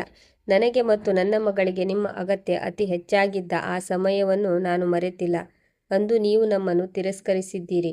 ನಾವು ಫುಟ್ಪಾತ್ ಮೇಲೆ ಮಲಗಿದೆವು, ಹಸಿದಿದ್ದೆವು. ಅಂದು ನಿಮಗೆ ನಮ್ಮ ನೆನಪು ಬರಲಿಲ್ಲವೇ? ಅಂದು ನಿಮ್ಮ ಮೊಮ್ಮಗಳು ನೆನಪಾಗಲಿಲ್ಲವೇ? ಇಂದು ಭಗವಂತ ನಮಗೆ ಗೌರವ ನೀಡಿದ ಮೇಲೆ ನಿಮಗೆ ಈ ಸಂಬಂಧ ನೆನಪಾಯಿತೆ? ನಾನು ನಿಮ್ಮನ್ನು ಕ್ಷಮಿಸುತ್ತೇನೆ, ಆದರೆ ನಿಮ್ಮ ಜೊತೆ ವಾಸಿಸಲು ಸಾಧ್ಯವಿಲ್ಲ. ಇದು ನನ್ನ ಅಂತಿಮ ನಿರ್ಧಾರ. ನೈನಾ ಮೌನವಾಗಿ ಇದೆಲ್ಲವನ್ನು ನೋಡುತ್ತಿದ್ದಳು. ಅವಳ ಕಣ್ಣಲ್ಲೂ ನೀರಿತ್ತು. ಆದರೆ ಅವಳು ನನ್ನನ್ನು ತಡೆಯಲಿಲ್ಲ, ಏಕೆಂದರೆ ನಾವು ಎಷ್ಟೋ ನೋವು ಅನುಭವಿಸಿದ್ದೇವೆ ಎಂಬುದು ಅವಳಿಗೂ ತಿಳಿದಿತ್ತು. ಅತ್ತೆ ತುಂಬ ಬೇಡಿಕೊಂಡರು, ಅತ್ತರು. ಆದರೆ ಸಂಬಂಧಗಳು ಕೇವಲ ಅನಿವಾರ್ಯತೆ ಮತ್ತು ಸ್ವಾರ್ಥದ ಮೇಲೆ ನಿಲ್ಲುವುದಿಲ್ಲ ಎಂಬುದು ನನಗೆ ತಿಳಿದಿತ್ತು. ನಾನು ನನ್ನ ಪರ್ಸ್ನಿಂದ ಸ್ವಲ್ಪ ಹಣ ತೆಗೆದು ಅವರ ಕೈಗಿಟ್ಟೆ ಮತ್ತು ಡ್ರೈವರ್ಗೆ ಅವರನ್ನು ಬಸ್ ಸ್ಟ್ಯಾಂಡ್ಗೆ ಬಿಟ್ಟು ಬರಲು ಹೇಳಿದೆ. ಅವರು ಅಳುತ್ತಾ ಕಾರಿನಲ್ಲಿ ಕುಳಿತು ಹೊರಟು ಹೋದರು. ನೈನಾ ನನ್ನನ್ನು ಅಪ್ಪಿಕೊಂಡು ಹೇಳಿದಳು, ಅಮ್ಮ, ನೀನು ಮಾಡಿದ್ದು ಸರಿಯಾಗಿದೆ. ಯಾರು ಕಷ್ಟದ ಕಾಲದಲ್ಲಿ ಬಿಟ್ಟು ಬಿಡುತ್ತಾರೋ ಮತ್ತು ದೌರ್ಜನ್ಯದ ಮಿತಿ ಮೀರುತ್ತಾರೋ ಅವರಿಗೆ ಸುಖದ ಕಾಲದಲ್ಲಿ ಜೊತೆಗಿರುವ ಹಕ್ಕಿಲ್ಲ. ಅಂದು ರಾತ್ರಿ ನನಗೆ ತುಂಬ ನೆಮ್ಮದಿಯ ನಿದ್ದೆ ಬಂದಿತು. ನನ್ನ ಎದೆಯ ಮೇಲಿದ್ದ ಭಾರ ಇಳಿದಂತೆ ಭಾಸವಾಯಿತು ಮತ್ತು ದೇವರು ನನಗೆ ನ್ಯಾಯ ಒದಗಿಸಿದಂತೆ ಅನಿಸಿತು. ಈ ಘಟನೆಯ ಕೆಲವು ಕಾಲದ ನಂತರ ಮನೆಯ ವಾತಾವರಣ ಉದಾಸೀನವಾಗಲಾರಂಭಿಸಿತು. ನಮ್ಮ ಜೀವನದ ಆಧಾರವಾಗಿದ್ದ ಮತ್ತು ಯಾವಾಗಲೂ ನಗುನಗುತ್ತಾ ಇರುತ್ತಿದ್ದ ಗೋವಿಂದ್ ಸೇಠ್ ಇದ್ದಕ್ಕಿದ್ದಂತೆ ಅನಾರೋಗ್ಯಕ್ಕೆ ಒಳಗಾದರು. ಅವರ ಕೆಮ್ಮು ಹೆಚ್ಚಾಯಿತು ಮತ್ತು ಮುಖ ಪೇಲವವಾಯಿತು. ನೈನಾ ಅವರನ್ನು ಪರೀಕ್ಷಿಸಿ ಟೆಸ್ಟ್ ಮಾಡಿಸಿದಾಗ ಅವರಿಗೆ ಗಂಭೀರವಾದ ಹೃದಯ ಸಂಬಂಧಿ ಕಾಯಿಲೆ ಇರುವುದು ತಿಳಿಯಿತು ಮತ್ತು ಅವರ ಹೃದಯ ತುಂಬ ದುರ್ಬಲವಾಗಿತ್ತು. ಈಗ ಅವರು ಹೆಚ್ಚಿನ ಆಘಾತ ಮತ್ತು ಒತ್ತಡವನ್ನು ತಡೆದುಕೊಳ್ಳುವ ಸ್ಥಿತಿಯಲ್ಲಿರಲಿಲ್ಲ. ನಾವು ನಗರದ ದೊಡ್ಡ ದೊಡ್ಡ ಡಾಕ್ಟರ್ಗಳಿಗೆ ತೋರಿಸಿದೆವು, ದುಬಾರಿ ಚಿಕಿತ್ಸೆ ಮಾಡಿಸಿದೆವು. ಆದರೆ ಅವರ ಆರೋಗ್ಯ ಕ್ಷೀಣಿಸುತ್ತಲೇ ಇತ್ತು. ನಿಶ್ಶಕ್ತಿ ಎಷ್ಟು ಹೆಚ್ಚಾಗಿತ್ತೆಂದರೆ ಅವರಿಗೆ ಎದ್ದು ಕೂರುವುದು ಕೂಡ ಕಷ್ಟವಾಗುತ್ತಿತ್ತು. ನಾನು ಮತ್ತು ನೈನಾ ಹಗಲು ರಾತ್ರಿ ಅವರ ಸೇವೆಯಲ್ಲಿ ತೊಡಗಿದ್ದೆವು. ನೈನಾ ಆಸ್ಪತ್ರೆಗೆ ರಜೆ ಹಾಕಿ ಅವರ ತಲೆಯ ಬಳಿಯೇ ಕುಳಿತಿರುತ್ತಿದ್ದಳು ಮತ್ತು ತನ್ನ ಕೈಯಾರೆ ಅವರಿಗೆ ಔಷಧಿ ತಿನ್ನಿಸುತ್ತಿದ್ದಳು. ಅವರು ಆಗಾಗ ಅರೆನಿದ್ದೆಯಲ್ಲಿ ನನ್ನ ಮತ್ತು ನೈನಾ ಕೈ ಹಿಡಿದುಕೊಳ್ಳುತ್ತಿದ್ದರು ಮತ್ತು ಅವರ ಕಣ್ಣುಗಳಿಂದ ಕಣ್ಣೀರು ಸುರಿಯುತ್ತಿತ್ತು. ಒಂದು ರಾತ್ರಿ ನಾನು ಅವರ ಆರೋಗ್ಯ ವಿಚಾರಿಸಲು ಹೋದಾಗ ಅವರು ಎಚ್ಚರವಾಗಿದ್ದರು ಮತ್ತು ಮೇಲ್ಛಾವಣಿಯ ಕಡೆಗೆ ನೋಡುತ್ತಿದ್ದರು. ಅವರು ನನ್ನನ್ನು ನೋಡಿ ಹತ್ತಿರಕ್ಕೆ ಕರೆದರು ಮತ್ತು ನನ್ನ ಕೈಯನ್ನು ತಮ್ಮ ದುರ್ಬಲ ಕೈಗಳಿಂದ ಹಿಡಿದು ಹೇಳಿದರು, ಅನುರಾಧ, ಮಗಳೇ, ಈಗ ನನ್ನ ಸಮಯ ಹತ್ತಿರ ಬಂದಿದೆ ಮತ್ತು ನನಗೆ ಸಂತೋಷವಿದೆ, ಏಕೆಂದರೆ ನಾನು ಈಗ ನೆಮ್ಮದಿಯಿಂದ ಸಾಯಬಹುದು. ನಾನು ನನ್ನ ಸಾಲ ತೀರಿಸಿದ್ದೇನೆ. ನನ್ನ ಹೆಗಲ ಮೇಲಿದ್ದ ಹೊರೆ ಈಗ ಹಗುರವಾಗಿದೆ. ನಾನು ಈಗ ಪಂಕಜ್ ಕಣ್ಣಲ್ಲಿ ಕಣ್ಣಿಟ್ಟು ನೋಡಬಲ್ಲೆ. ಅವರ ಈ ಸಾಲದ ಮಾತು ನನಗೆ ಅರ್ಥವಾಗುತ್ತಿರಲಿಲ್ಲ. ನಾನು ಆಶ್ಚರ್ಯದಿಂದ ಕೇಳಿದೆ, ಸೇಠ್ಜಿ, ನೀವು ಯಾವ ಸಾಲದ ಬಗ್ಗೆ ಮಾತನಾಡುತ್ತಿದ್ದೀರಿ? ಬದಲಾಗಿ ನಾವೇ ನಿಮ್ಮ ಉಪಕಾರದಲ್ಲಿದ್ದೇವೆ. ನಿಮ್ಮ ಉಪಕಾರವನ್ನು ನಾವು ಜನ್ಮ ಜನ್ಮಾಂತರಕ್ಕೂ ತೀರಿಸಲಾಗದು. ನೀವು ಇಂತಹ ಮಾತುಗಳನ್ನು ಆಡಬೇಡಿ. ಅವರು ಕೇವಲ ಒಂದು ರಹಸ್ಯಮಯ ನಗೆಯೊಂದಿಗೆ ಆಕಾಶದ ಕಡೆಗೆ ಬೆರಳು ತೋರಿಸುತ್ತಾ ಹೇಳಿದರು, ಇದೆಲ್ಲವೂ ಅವನ ಆಟ. ನಾನು ಕೇವಲ ಒಂದು ಮಾಧ್ಯಮವಾಗಿದ್ದೆ. ಆದರೆ ನೆನಪಿಡು, ಸರಿಯಾದ ಹಕ್ಕುದಾರರಿಗೆ ಎಲ್ಲವೂ ತಲುಪಿದೆ. ಈಗ ನನಗೆ ಯಾವುದೇ ಪಶ್ಚಾತ್ತಾಪವಿಲ್ಲ. ಅವರ ಮಾತುಗಳು ಒಗಟಿನಂತೆ ಕಾಣುತ್ತಿದ್ದವು. ಆದರೆ ಅವರ ಕಣ್ಣಿನಲ್ಲಿ ಮೃತ್ಯುವಿನ ಭಯ ಕಂಡು ನನ್ನ ಹೃದಯ ನಡುಗುತ್ತಿತ್ತು. ಅಂತಿಮವಾಗಿ ಆ ಅಶುಭ ಕ್ಷಣ ಬಂದೇ ಬಿಟ್ಟಿತ್ತು. ಚಳಿಗಾಲದ ಒಂದು ಉದಾಸೀನ ಮತ್ತು ನಿರ್ಜನ ಸಂಜೆ ಗೋವಿಂದ್ ಸೇಠ್ ನಮ್ಮನ್ನು ಬಿಟ್ಟು ಇಹಲೋಕ ತ್ಯಜಿಸಿದರು. ಅವರ ನಿಧನದ ಸುದ್ದಿ ನಗರದಾದ್ಯಂತ ಕಾಳ್ಗಿಚ್ಚಿನಂತೆ ಹರಡಿತು. ಇದನ್ನು ಕೇಳಿ ಜನರ ದಂಡೆ ಹರಿದು ಬಂದಿತು. ಇಡೀ ಬಡಾವಣೆ ಶೋಕದಲ್ಲಿ ಮುಳುಗಿತ್ತು, ಏಕೆಂದರೆ ಅವರು ಎಲ್ಲರಿಗೂ ದೇವರಂತಿದ್ದರು. ನಗರದ ಗಣ್ಯ ವ್ಯಕ್ತಿಗಳು ಅವರ ಅಂತ್ಯಕ್ರಿಯೆಯಲ್ಲಿ ಪಾಲ್ಗೊಳ್ಳಲು ಬಂದರು. ಯಾವತ್ತೂ ಅವರ ಕ್ಷೇಮ ವಿಚಾರಿಸದವರು ಕೂಡ ಬಂದಿದ್ದರು ಮತ್ತು ದೂರದ ಸಂಬಂಧಿಕರು ಇದ್ದಕ್ಕಿದ್ದಂತೆ ಪ್ರತ್ಯಕ್ಷರಾದರು. ಅವರು ಬಹುಶಃ ಅವರ ಸಂಪತ್ತಿನ ಆಸೆಯಲ್ಲಿ ಸುಳ್ಳು ಕಣ್ಣೀರು ಸುರಿಸುತ್ತಿದ್ದರು ಮತ್ತು ಮೂಲೆಗಳಲ್ಲಿ ನಿಂತು ಗುಸುಗುಸು ಮಾತನಾಡುತ್ತಿದ್ದರು. ಅಂತ್ಯಕ್ರಿಯೆಯ ಸಮಯದಲ್ಲಿ ಒಂದು ವಿಚಿತ್ರ ಮತ್ತು ಆಶ್ಚರ್ಯಕರ ದೃಶ್ಯ ಕಂಡುಬಂದಿತು. ಅವರ ದೇಹವನ್ನು ಸ್ನಾನ ಮಾಡಿಸಿದಾಗ ಅವರ ಮುಖದಲ್ಲಿ ಒಂದು ರೀತಿಯ ಹೊಳಪಿತ್ತು ಮತ್ತು ಅವರನ್ನು ಸ್ಮಶಾನಕ್ಕೆ ಕರೆದೊಯ್ದಾಗ ಅಲ್ಲಿ ಇದ್ದಕ್ಕಿದ್ದಂತೆ ಗುಲಾಬಿಯಂತಹ ಸುಮಧುರ ಸುಗಂಧ ಹರಡಿತು. ಅದು ಯಾವುದೇ ಕೃತಕ ಪರಿಮಳವಾಗಿರಲಿಲ್ಲ, ಯಾವುದೋ ದೈವಿಕ ಸುಗಂಧ ಸುತ್ತಲೂ ಹರಡಿದಂತೆ ಭಾಸವಾಗುತ್ತಿತ್ತು. ಮತ್ತು ಅವರ ಚಿತೆಯನ್ನು ಸಿದ್ಧಪಡಿಸಿದಾಗ ಕಟ್ಟಿಗೆಗಳು ಕೂಡ ತಾವಾಗಿಯೇ ಉರಿಯುತ್ತಿರುವಂತೆ ಕಾಣುತ್ತಿದ್ದವು. ಅಲ್ಲಿ ನೆರೆದಿದ್ದ ಪಂಡಿತರು ಗಟ್ಟಿಯಾಗಿ ಹೇಳಿದರು, ಭಗವಂತನ ಕೃಪೆ ಇಂತಹ ಮನುಷ್ಯರ ಮೇಲೆ ಇರುತ್ತದೆ. ಈ ಮನುಷ್ಯ ಜೀವನದಲ್ಲಿ ಯಾವುದೋ ಬಹಳ ದೊಡ್ಡ ಪುಣ್ಯದ ಕೆಲಸ ಮಾಡಿರಬೇಕು. ದೇವರಿಗೆ ಅತ್ಯಂತ ಪ್ರಿಯವಾದ ಯಾವುದೋ ಒಳ್ಳೆಯ ಕೆಲಸ ಇವರಿಂದ ನಡೆದಿದೆ. ಜನರು ಅವರ ಒಳ್ಳೆಯ ಕೆಲಸಗಳ ಬಗ್ಗೆ ಮಾತನಾಡತೊಡಗಿದರು ಮತ್ತು ಶ್ರದ್ಧೆಯಿಂದ ಅವರ ಚಿತೆಯ ಭಸ್ಮಕ್ಕೆ ಪ್ರಣಾಮ ಮಾಡಿದರು. ನಾನು ಮತ್ತು ನೈನಾ ಒಂದು ಮೂಲೆಯಲ್ಲಿ ನಿಂತು ಅಳುತ್ತಿದ್ದೆವು. ನಮಗೆ ಅವರು ದೇವರಿಗಿಂತ ಕಡಿಮೆ ಇರಲಿಲ್ಲ. ಅವರು ನಮ್ಮ ಬದುಕನ್ನೇ ಬದಲಿಸಿದ್ದರು. ಅವರು ನಮ್ಮ ಆಸರೆಯಾಗಿದ್ದರು, ಸಹಾಯಕರಾಗಿದ್ದರು. ಆದರೆ ನನ್ನ ಕಿವಿಯಲ್ಲಿ ಗೋವಿಂದ್ ಸೇಠ್ ಅವರ ಕೊನೆಯ ಮಾತುಗಳು ಪದೇ ಪದೇ ಮೊಳಗುತ್ತಿದ್ದವು. ನಾನು ನನ್ನ ಸಾಲ ತೀರಿಸಿದ್ದೇನೆ. ಅವರ ಸಾವಿನ ನಂತರ ಅಂತಹ ರಹಸ್ಯವೊಂದು ಹೊರಬರಲಿದೆ ಎಂದು ನನಗೆ ತಿಳಿದಿರಲಿಲ್ಲ. ಅವರು ಯಾವ ಸಾಲದ ಬಗ್ಗೆ ಮಾತನಾಡುತ್ತಿದ್ದರು ಎಂಬುದು ತಿಳಿದಾಗ ನನ್ನ ಕಾಲ ಕೆಳಗಿನ ಭೂಮಿ ಕುಸಿದು ಹೋಯಿತು. ಗೋವಿಂದ್ ಸೇಠ್ ಅವರ ಜೀವನದಲ್ಲಿ ಎಂದು ಅವರ ಮನೆಗೆ ಬರೆದಿದ್ದ ಆ ದೂರದ ಸಂಬಂಧಿಕರು ಇಂದು ಅವರ ಡ್ರಾಯಿಂಗ್ ರೂಮ್ನಲ್ಲಿ ಕುಳಿತಿದ್ದರು. ಅವರ ಕಣ್ಣುಗಳು ಮನೆಯ ಬೆಲೆಬಾಳುವ ಸಾಮಾನುಗಳು ಮತ್ತು ಆಸ್ತಿಯ ಮೇಲೆ ನೆಟ್ಟಿದ್ದವು. ನಾನು ಮತ್ತು ನೈನಾ ಅಳುತ್ತಾ ಕುಳಿತಿದ್ದಾಗ ಗೋವಿಂದ್ ಸೇಠ್ ಅವರ ಹಳೆಯ ವಕೀಲ ಮಿಸ್ಟರ್ ಖುರಾನಾ ತಮ್ಮ ಬ್ರೀಫ್ ಕೇಸ್ ಹಿಡಿದು ಒಳಗೆ ಬಂದರು. ಅವರು ಬರುತ್ತಿದ್ದಂತೆ ಇಡೀ ಕೋಣೆಯಲ್ಲಿ ಮೌನ ಆವರಿಸಿತು. ಎಲ್ಲರ ದೃಷ್ಟಿ ಅವರ ಕೈಯಲ್ಲಿದ್ದ ಫೈಲ್ ಮೇಲೆ ನೆಟ್ಟಿತ್ತು, ಏಕೆಂದರೆ ಗೋವಿಂದ್ ಸೇಠ್ ಕೋಟ್ಯಾಂತರ ರೂಪಾಯಿ ಸಂಪತ್ತಿನ ಮಾಲೀಕರಾಗಿದ್ದರು ಮತ್ತು ಅವರಿಗೆ ತಮ್ಮದೇ ಆದ ಯಾವುದೇ ಸಂತಾನವಿರಲಿಲ್ಲ ಎಂಬುದು ಎಲ್ಲರಿಗೂ ತಿಳಿದಿತ್ತು. ಆದ್ದರಿಂದ ಪ್ರತಿಯೊಬ್ಬರೂ ಮನಸ್ಸಿನಲ್ಲಿ ತಾವೇ ಅವರ ವಾರಸುದಾರರೆಂದು ಭಾವಿಸುತ್ತಿದ್ದರು. ವಕೀಲ್ ಸಾಹೇಬರು ಎಲ್ಲರನ್ನೂ ಗಮನವಿಟ್ಟು ನೋಡಿದರು.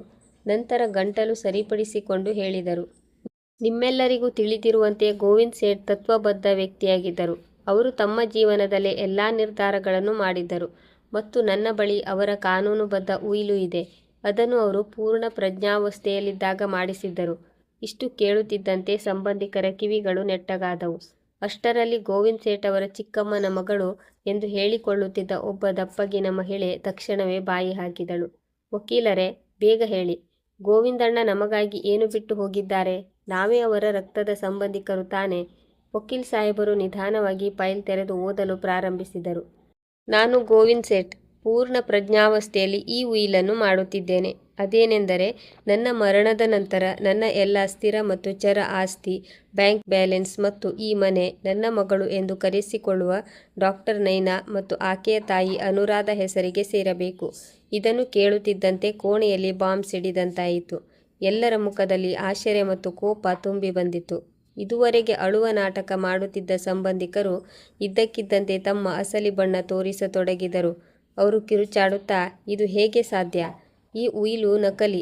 ಗೋವಿಂದ್ ಸೇಠ್ ಅವರಿಗೆ ಹುಚ್ಚು ಹಿಡಿದಿರಲಿಲ್ಲ ತಮ್ಮ ಇಡೀ ಆಸ್ತಿಯನ್ನು ಈ ಇಬ್ಬರು ಸಾಮಾನ್ಯ ಹೆಣ್ಣು ಮಕ್ಕಳ ಹೆಸರಿಗೆ ಬರೆಯಲು. ಈ ಹೆಣ್ಣು ಮಕ್ಕಳು ಅವರ ಮನೆಯಲ್ಲಿ ಕೆಲಸ ಮಾಡುವವರಾಗಿದ್ದರು. ಖಂಡಿತವಾಗಿಯೂ ಈ ಅನುರಾಧ ಗೋವಿಂದ್ ಸೇಠ್ ಮೇಲೆ ಯಾವುದೋ ಮಂತ್ರ ತಂತ್ರ ಮಾಡಿದ್ದಾಳೆ ಅಥವಾ ತಿನ್ನಲು ಏನನ್ನಾದರೂ ಬೆರೆಸಿ ಅವರನ್ನು ವಶಪಡಿಸಿಕೊಂಡಿರಬಹುದು. ಅದಕ್ಕೆ ಅವರಿಂದ ಇಂತಹ ಉಯಿಲು ಬರೆಸಿಕೊಂಡಿದ್ದಾಳೆ. ಅವರ ಮಾತುಗಳನ್ನು ಕೇಳಿ ನನ್ನ ರಕ್ತ ಕುದಿಯಲಾರಂಭಿಸಿತು. ನೈನಾ ಕೋಪದಿಂದ ಎದ್ದು ನಿಂತಳು. ಆದರೆ ನಾನು ಅವಳ ಕೈ ಹಿಡಿದು ಕೂರಿಸಿದೆ. ವಕೀಲ್ ಸಾಹೇಬರು ಮೇಜಿನ ಮೇಲೆ ಜೋರಾಗಿ ಕೈಯಿಂದ ಹೊಡೆದು ಎಲ್ಲರನ್ನೂ ಸುಮ್ಮನಿಸುತ್ತಾ ಕಠಿಣ ಧ್ವನಿಯಲ್ಲಿ ಹೇಳಿದರು, ಯಾರಾದರೂ ಗೋವಿಂದ್ ಸೇಠ್ ಅವರ ಚಾರಿತ್ರ್ಯದ ಬಗ್ಗೆ ಬೆರಳು ತೋರಿಸಿದರೆ ಎಚ್ಚರಿಕೆ. ಈ ಉಯಿಲು ಸಂಪೂರ್ಣವಾಗಿ ಕಾನೂನುಬದ್ಧವಾಗಿದೆ ಮತ್ತು ಕಾನೂನಿನ ದೃಷ್ಟಿಯಲ್ಲಿ 100ಕ್ಕೆ 100 ಸರಿಯಿದೆ. ತಮ್ಮ ಸಾವಿನ ನಂತರ ನೀವು ಇಂತಹದ್ದೇ ತಮಾಷೆ ಮಾಡುತ್ತೀರಿ ಎಂದು ಗೋವಿಂದ್ ಸೇಠ್ ನನಗೆ ಮೊದಲೇ ಹೇಳಿದ್ದರು. ಅದಕ್ಕಾಗಿಯೇ ಅವರು ಈ ಉಯಿಲಿನ ಜೊತೆಗೆ ಒಂದು ಖಾಸಗಿ ಪತ್ರವನ್ನು ಇಟ್ಟಿದ್ದಾರೆ. ಅದನ್ನು ಕೇವಲ ಅನುರಾಧ ಅವರು ಮಾತ್ರ ಓದಬಹುದು ಮತ್ತು ಮನೆಯ ಹಾಗೂ ಆಸ್ತಿಯ ಎಲ್ಲ ದಾಖಲೆಗಳು ಮತ್ತು ತಿಜೋರಿಯ ಕೀಲಿಗಳು ಈಗ ಅನುರಾಧ ಅವರ ಜವಾಬ್ದಾರಿಯಾಗಿದೆ. ವಕೀಲ್ ಸಾಹೇಬರು ಆ ದುರಾಸೆಯ ಸಂಬಂಧಿಕರನ್ನು ನಿರ್ಲಕ್ಷಿಸಿ ಒಂದು ಮುಚ್ಚಿದ ಲಕೋಟೆ ಮತ್ತು ಚಿನ್ನದ ಬಣ್ಣದ ಸಣ್ಣ ಕೀಲಿಗಳನ್ನು ನನ್ನ ಕೈಯಲ್ಲಿ ಇಟ್ಟರು. ಅನುರಾಧ ಅವರೇ, ಇದು ಗೋವಿಂದ್ ಸೇಠ್ ಅವರ ಖಾಸಗಿ ತಿಜೋರಿಯ ಕೀಲಿ. ಅದು ಅವರ ಬೆಡ್ರೂಮ್ನಲ್ಲಿದೆ. ಅವರು ವಿಶೇಷವಾಗಿ ತಾವು ಹೋದ ಮೇಲೆ ಮೊದಲು ನೀವು ಆ ತಿಜೋರಿಯನ್ನು ತೆರೆಯಬೇಕು ಎಂದು ಹೇಳಿದ್ದಾರೆ.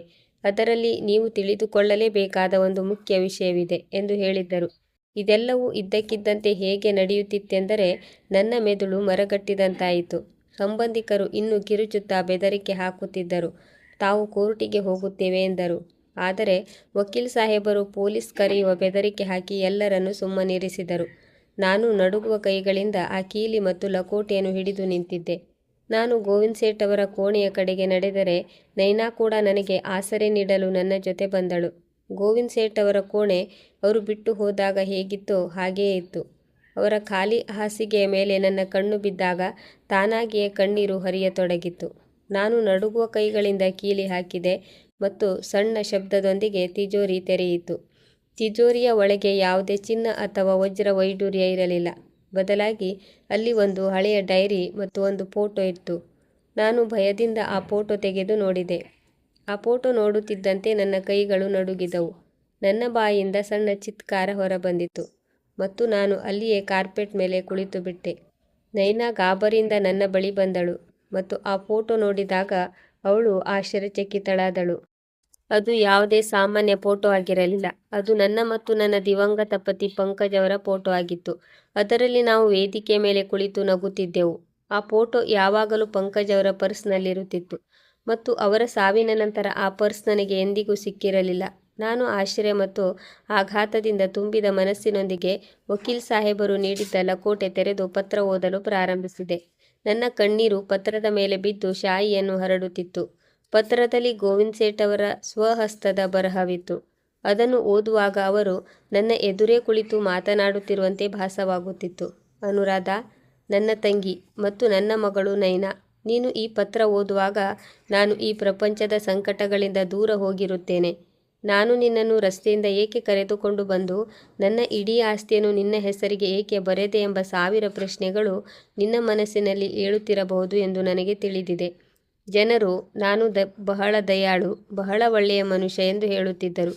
ಆದರೆ ಸತ್ಯವೇನೆಂದರೆ ಅನುರಾಧ, ನಾನು ಅಪರಾಧಿಯಾಗಿದ್ದೆ. ನಾನು ಇಡೀ ಜೀವನ ನನ್ನ ತಪ್ಪಿಗೆ ಪ್ರಾಯಶ್ಚಿತ್ತ ಮಾಡಿಕೊಳ್ಳುತ್ತಾ ಬಂದ ವ್ಯಕ್ತಿ. ನಾನು ನೈನಾಳನ್ನು ಅಷ್ಟೊಂದು ಏಕೆ ಪ್ರೀತಿಸುತ್ತಿದ್ದೆ ಎಂದು ನೀನು ಯಾವಾಗಲೂ ಕೇಳುತ್ತಿದ್ದೆಯಲ್ಲವೇ? ಹಾಗಾದರೆ ಕೇಳು.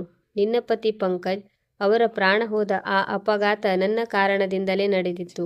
ಮತ್ತು ಸತ್ಯವೇನೆಂದರೆ ಪಂಕಜ್ ಅವರ ಸಾವು ನನ್ನ ಗಾಡಿ ಡಿಕ್ಕಿ ಹೊಡೆದ ಕಾರಣದಿಂದ ಆಗಲಿಲ್ಲ. ಬದಲಾಗಿ ಅಂದು ಸಾವು ನನಗಾಗಿ ಬಂದಿತ್ತು. ಒಂದು ವೇಗದ ಟ್ರಕ್ ನಿಯಂತ್ರಣ ತಪ್ಪಿ ನನ್ನ ಗಾಡಿಯನ್ನು ಪುಡಿಗಟ್ಟುವುದರಲ್ಲಿತ್ತು. ಅಷ್ಟರಲ್ಲಿ ಇದ್ದಕ್ಕಿದ್ದಂತೆ ಪಂಕಜ್ ತನ್ನ ಟ್ಯಾಕ್ಸಿ ತೆಗೆದುಕೊಂಡು ನನ್ನ ಮತ್ತು ಆ ಟ್ರಕ್ ನಡುವೆ ಬಂದನು. ಅವನು ನನ್ನ ಪ್ರಾಣ ಉಳಿಸಲು ತನ್ನ ಟ್ಯಾಕ್ಸಿಯನ್ನು ಟ್ರಕ್ ಮುಂದೆ ಅಡ್ಡ ಹಾಕಿದನು. ಟ್ರಕ್ ಅವನ ಟ್ಯಾಕ್ಸಿಯನ್ನು ಸಂಪೂರ್ಣವಾಗಿ ನುಜ್ಜುಗುಜ್ಜು ಮಾಡಿತು. ಆ ದೇವದೂತನಂತಹ ಮನುಷ್ಯ ನನ್ನ ಜೀವ ಉಳಿಸಿ ತಾನು ಸಾವಿನ ದವಡೆಗೆ ಸಿಲುಕಿದನು. ನನ್ನ ಗಾಡಿ ಕೂಡ ಅಪ್ಪಳಿಸಿತು ಮತ್ತು ನಾನು ಪ್ರಜ್ಞೆ ತಪ್ಪಿದೆ. ನಾನು ಹಲವು ತಿಂಗಳ ಕಾಲ ಆಸ್ಪತ್ರೆಯಲ್ಲಿ ಸಾವು ಬದುಕಿನ ನಡುವೆ ಹೋರಾಡುತ್ತಿದ್ದೆ. ನನಗೆ ಪ್ರಜ್ಞೆ ಬಂದಾಗ ಆ ಟ್ಯಾಕ್ಸಿ ಡ್ರೈವರ್ ಸ್ಥಳದಲ್ಲೇ ಮೃತಪಟ್ಟಿದ್ದಾನೆ ಎಂದು ತಿಳಿಯಿತು. ಪೊಲೀಸರು ನನಗೆ ಪಂಕಜ್ನ ಸಾಮಾನುಗಳನ್ನು ನೀಡಿದರು. ಅದರಲ್ಲಿ ರಕ್ತಸಿಕ್ತವಾಗಿದ್ದ ಪರ್ಸ್ನಲ್ಲಿ ಈ ಫೋಟೋ ಸಿಕ್ಕಿತು. ಅಂದೇ ನಾನು ಆಸ್ಪತ್ರೆಯ ಹಾಸಿಗೆ ಮೇಲೆ ಪ್ರತಿಜ್ಞೆ ಮಾಡಿದೆ. ತನ್ನ ಯೌವನ ಮತ್ತು ಬದುಕನ್ನು ನನ್ನಂತಹ ಮುದುಕನ ಜೀವಕ್ಕಾಗಿ ತ್ಯಾಗ ಮಾಡಿದ ಆ ಮನುಷ್ಯನ ಕುಟುಂಬವನ್ನು ನಾನು ಎಂದಿಗೂ ದುಃಖದಲ್ಲಿ ಇರಲು ಬಿಡುವುದಿಲ್ಲ. ನಾನು ಅವನ ಹೆಂಡತಿಯನ್ನು ಹುಡುಕುತ್ತೇನೆ ಮತ್ತು ನನ್ನ ಉಳಿದ ಜೀವನವನ್ನು ಅವರ ಸೇವೆಯಲ್ಲಿ ಕಳೆಯುತ್ತೇನೆ ಎಂದು ನಿರ್ಧರಿಸಿದೆ. ನಾನು ಗುಣಮುಖನಾದ ಮೇಲೆ ಹುಚ್ಚನಂತೆ ಈ ಫೋಟೋ ಹಿಡಿದು ಇಡೀ ನಗರದಲ್ಲಿ ನಿನ್ನನ್ನು ಹುಡುಕುತ್ತಾ ಅಲೆದೆ. ನಿಮ್ಮ ಹಳೆಯ ಮನೆಗೆ ಹೋದಾಗ ಪಂಕಜ್ ತೀರಿಕೊಂಡ ಮೇಲೆ ಅವನ ತಾಯಿ ಸೊಸೆಯನ್ನು ಮನೆಯಿಂದ ಹೊರಹಾಕಿದ್ದಾಳೆ ಎಂಬ ವಿಷಯ ತಿಳಿಯಿತು. ನನ್ನ ಕಾರಣದಿಂದ ಒಂದು ನಗುನಗುತ್ತಿದ್ದ ಸಂಸಾರ ಹಾಳಾಯಿತು ಎಂದು ಕೇಳಿ ನನ್ನ ಹೃದಯ ಚೂರಾಯಿತು. ನಾನು ನನ್ನ ಎಲ್ಲ ಆಳುಗಳನ್ನು ನಿನ್ನನ್ನು ಹುಡುಕಲು ಕಳುಹಿಸಿದೆ. ನಾನು ಕೂಡ ರಾತ್ರಿ ಹಗಲು ಗಾಡಿ ತೆಗೆದುಕೊಂಡು ಪ್ರತಿಯೊಂದು ಫುಟ್ಪಾತ್ ಚೌಕಗಳಲ್ಲಿ ನಿನ್ನನ್ನು ಹುಡುಕುತ್ತಿದ್ದೆ. ನಂತರ ಆ ಚಳಿಯ ರಾತ್ರಿ ಭಗವಂತ ನನ್ನ ಮೊರೆ ಕೇಳಿದನು. ಆ ಫುಟ್ಪಾತ್ ಮೇಲೆ ಚಳಿಯಿಂದ ನಡುಗುತ್ತಿದ್ದ ನಿನ್ನನ್ನು ನಾನು ಗುರುತಿಸಿದೆ.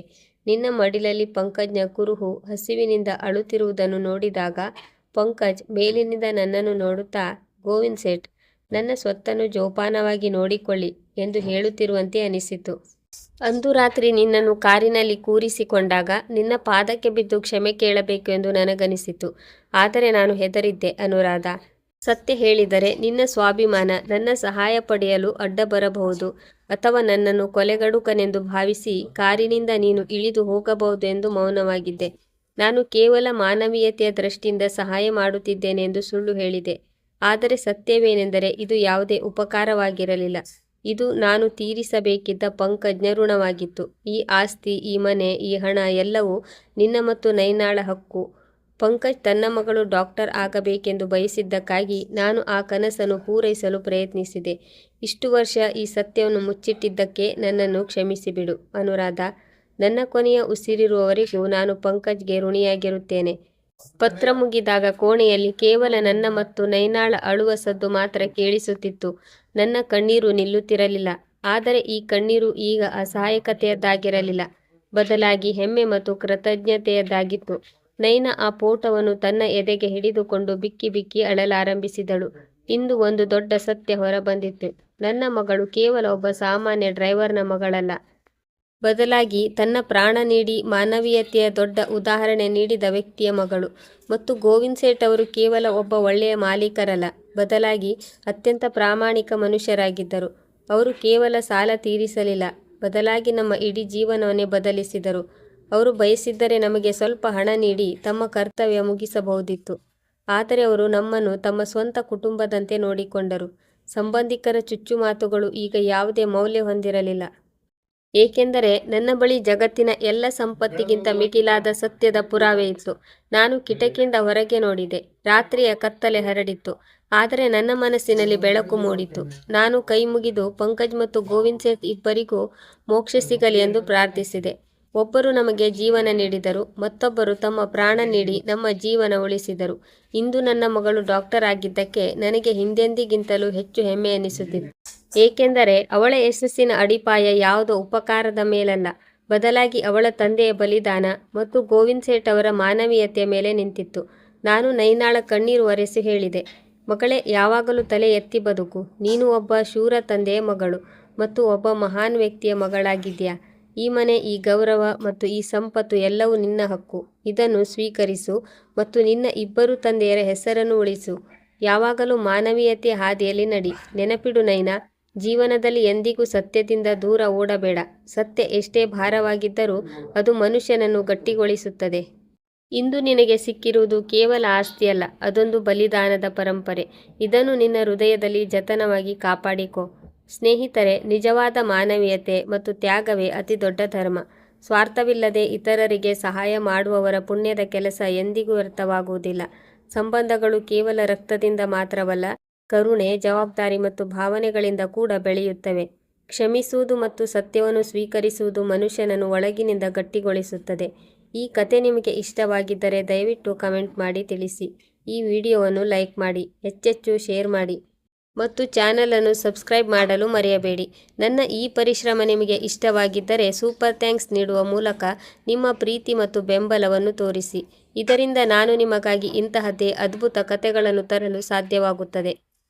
ಈ ಕಥೆಯು ಸಂಪೂರ್ಣವಾಗಿ ಕಾಲ್ಪನಿಕವಾಗಿದ್ದು, ಇದರಲ್ಲಿನ ಪಾತ್ರಗಳು ಮತ್ತು ಸನ್ನಿವೇಶಗಳು ಕೇವಲ ಮನೋರಂಜನೆಯ ಉದ್ದೇಶಕ್ಕಾಗಿ ಮಾತ್ರ. ಇದು ಯಾವುದೇ ವ್ಯಕ್ತಿ, ಸ್ಥಳ ಅಥವಾ ವಾಸ್ತವ ಘಟನೆಗೆ ಸಂಬಂಧಿಸಿದ್ದಲ್ಲ. ಧನ್ಯವಾದಗಳು.